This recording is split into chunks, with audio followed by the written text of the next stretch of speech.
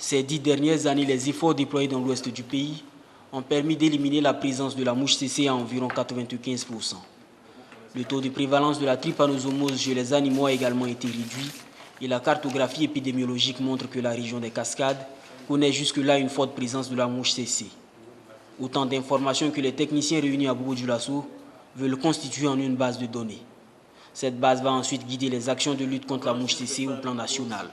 Oui, la base de données, elle donne déjà les données sur la mouche CC. Comme j'ai déjà dit, vous savez que les 2 tiers à 3/4 du pays sont probablement infestés par la mouche CC.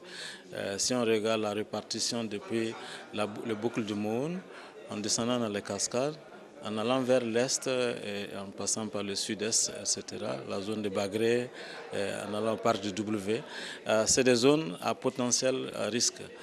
Quels sont les moyens qui existent? Comment est-ce que nous sommes organisés? Quelles sont les structures? Comment est structurer la base de données elle-même et qui la gère? Et dans quel sens nous avons formé du personnel?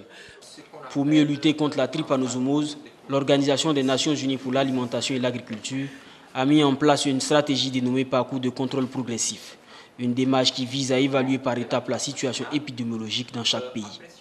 Il y a 2 ans, la FAO a commencé à adapter cette démarche par étapes à la trypanosomose africaine en collaboration avec ses partenaires internationaux. Et il s'agit en bref d'aider les pays à bien évaluer quelles sont leurs capacités et la situation épidémiologique à présent pour pouvoir mieux avancer dans la réduction ou élimination, si possible, de la maladie dans chaque zone. En plus du Burkina Faso, 5 autres pays sont concernés par la constitution de bases de données sur la trypanosomose et la mouche CC. Ce sont entre autres le Ghana, le Mali et l'Ouganda. L'appui technique à ces 6 pays est mis en œuvre par la FAO et financé par le gouvernement italien.